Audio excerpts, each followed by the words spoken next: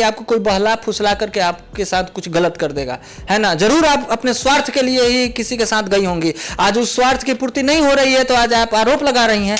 पवन सिंह, खेसारी लाल यादव के साथ उनका गाना आता है, लोग जानने लगते हैं। ऐसे कौन जानता आपको, कुत्ता नहीं पूछता बिहार में, यूपी में। आपको भोजपुरी में आपके जैसे बहुत लड़कियां हैं, बहुत ऐसे आर्टिस्ट हैं जो रोड पे घूम रहे हैं चमन। अब क्या मैं बताऊं, बहुत मतलब गंदा चीज आ रहा था, ये लोग बदनाम करके रख दिया है भोजपुरी को, गंदा गंदा चीज बना करके। स्टार बनना है तो आप लोग चाहते हैं कि हम स्टार के साथ काम कर लेंगे तो स्टार बन जाएंगे। अब उसके लिए आपको जो करना पड़ता है सब आप लोग तैयार रहती है, खुद वो लोग प्रपोजल देती हैं कि जो करना होगा हम सबके लिए तैयार हैं और काम चाहिए हमको। बहुत सारे लोगों को मैं जानता हूं, तो छोड़िए मैं क्या खुलासा करूं, तो इसके जिम्मेदार वही लोग हैं। तभी से हम लोग लगे हुए हैं भोजपुरी के 8वीं अनुसूची में। नरेंद्र मोदी जी भी इस बात की चर्चा कभी किए थे चुनाव में, मैंने कोई वीडियो वगैरह देखा था, उसमें वो चर्चा किए थे। बाकी हमारे लीजेंड मनोज तिवारी, रवि किशन जी, पवन सिंह जी, दिनेश लाल यादव जी, निरहुआ जी, ये लोग भी हैं, ये लोग भी प्रयास कर रहे हैं, लेकिन मतलब उस स्तर से जितना मतलब होना चाहिए उस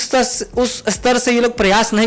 भोजपुरी लैंग्वेज को 8वें अनुसूची में शामिल करने के लेकर लगातार मांग होती है, लेकिन जिस तरीके से भोजपुरी में है चमन, अब क्या मैं बताऊं, बहुत मतलब गंदा चीज आ रहा था, ये लोग बदनाम करके रख दिया है भोजपुरी को, गंदा गंदा चीज बना करके। भोजपुरी का जो है वो मतलब क्या ही कहा जाए, इसमें जो मिठास है ना शायद ही किसी भाषा में होगी। अच्छा, अब ये बताइए, काजल राघवानी और खेसारी लाल यादव का भी कुछ विवादित चल रहा है, क्या कुछ मामला है? हाँ, मैं देखा उनका बहुत सारा इंटरव्यू देखा मैं।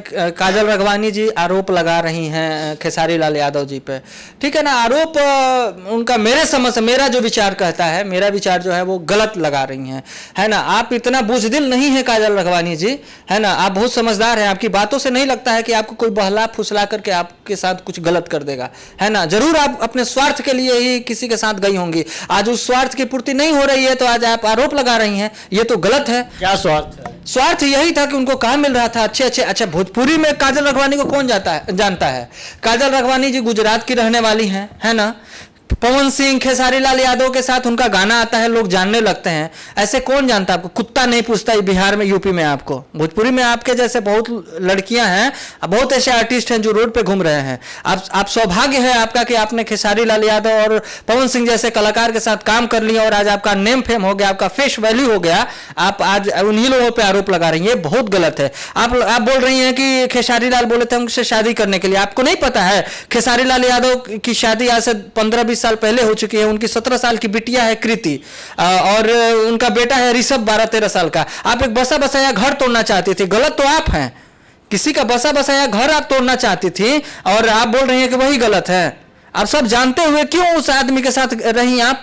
अब आज जब काम नहीं मिल रहा है तो आप उन पे आरोप लगा रही हैं। खेसारी लाल यादव ट्रेंडिंग स्टार हैं, वो बनाने वाले लोगों में से हैं और आप कमाने वाले लोगों में से हैं। काजल राघवानी जी, मैं डंके की चोट पे कह रहा हूं, आप लोग कमाने वाले लोगों में से हैं। जिस दिन आप लोगों की लगेगा कि नहीं इनसे हमको अपना स्वार्थ मतलब पैसा नहीं कमा पा रहे हैं, इसके साथ काम नहीं कर पा रहे हैं, तो आप लोग उन पे आरोप लगाना स्टार्ट कर देते हैं, ये गलत है। अच्छा, कई महिलाएं जो इस इंडस्ट्री में जाती हैं तो उनका आरोप रहता है कि इसमें जो अश्लीलता है पूरी तरीके से फैली हुई है, लेकिन फैली हुई तो अश्लीलता है, लेकिन उनके साथ भी गलत होता है। अगर गलत नहीं करते हैं तो ऊंचे मुकाम पे नहीं पहुंच पाते हैं। देखिए, इसके जिम्मेदार वो लोग भी हैं, है ना। वो लोग भी चाहता है, अरे स्ट्रगल मैं बताया कि 2012 से मैं गा रहा हूँ और अभी तक गा रहा हूँ, है ना। हमने अश्लील गाना नहीं गाया। वो लोग क्या चाहता है कि अभी 2 महीना आए हुए नहीं हुआ कि वो लोग चाहता है कि हम स्टार बन जाए, हैं। तो स्टार बनना है तो आप लोग चाहते हैं कि हम स्टार के साथ काम कर लेंगे तो स्टार बन जाएंगे। अब उसके लिए आपको जो करना पड़ता है सब आप लोग तैयार रहती है, खुद वो लोग प्रपोजल देती हैं कि जो करना होगा हम सबके लिए तैयार हैं और काम चाहिए हमको। बहुत सारे लोगों को मैं जानता हूं, तो छोड़िए मैं क्या खुलासा करूं, तो इसके जिम्मेदार वही लोग हैं। कौन कौन लोग हैं ऐसे? छोड़िए, कैमरा पे मैं नहीं बोलना चाहता हूं, लेकिन जो लोग हैं वो सुनेंगे तो जरूर उनको पता चल गया होगा कि मैं किनकी बात कर रहा हूं। उन लोगों को खुद अपना वो वजूद रखना चाहिए, अपने मेहनत के दम पे आगे बढ़ना चाहिए। तो आप लोग खुद उसके लिए तैयार हो जाते हैं कंप्रोमाइज के लिए, या फिर दूसरे पे आरोप। 8वें अनुसूची में कैसे शामिल होगा भोजपुरी लैंग्वेज? आप लोग हम लोग जो है शुरू से ही आंदोलन कर रहे हैं। जब से मैं गायकी स्टार्ट किया हूं, जब से मुझे समझ आई तभी से हम लोग लगे हुए हैं भोजपुरी के 8वीं अनुसूची में। नरेंद्र मोदी जी भी इस बात की चर्चा कभी किए थे चुनाव में, मैंने कोई वीडियो वगैरह देखा था, उसमें वो चर्चा किए थे। बाकी हमारे लीजेंड मनोज तिवारी, रवि किशन जी, पवन सिंह जी, दिनेश लाल यादव जी, निरहुआ जी, ये लोग भी हैं, ये लोग भी प्रयास कर रहे हैं, लेकिन मतलब उस स्तर से जितना मतलब होना चाहिए उस स्तर से ये लोग प्रयास नहीं कर रहे हैं। मनोज तिवारी जो तो बीजेपी से शुरू से जुड़े हुए हैं, लगातार वहां से दिल्ली से सांसद हैं। जी। फिर आपके रवि किशन जी चले गए, दिनेश लाल यादव जी, अभी तक बात काहे नहीं हुई बिहार को लेकर? हाँ, ये बात तो नरेंद्र मोदी जी भी बोल चुके हैं कि भोजपुरी को दर्जा दिया जाएगा, है ना।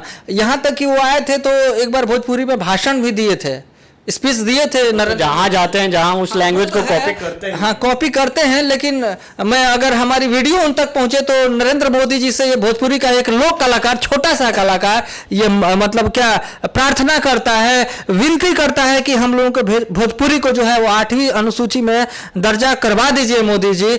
भोजपुरी जो है ना इतना लोग सुनता है, इतना सबसे ज्यादा व्यू जो आप यूट्यूब पर देखिए, अभी गाना रिलीज नहीं हुआ कि 30 मिलियन 40 मिलियन, है ना। तो भोजपुरी को लोग काफी तेजी से पसंद कर रहे हैं। चलिए, ये थे भोजपुरी के लोक गायक प्रदीप यादव। इनका साफ तौर पे कहना है कि जो अश्लीलता फैली है उसका अश्लीलता का जिम्मेदारी पब्लिक भी है, और कुछ लोग हैं जो इस इंडस्ट्री में आकर भोजपुरी को बदनाम कर रहे हैं। न्यूज वाइस्कोप के लिए पटना से विवेक रंजन।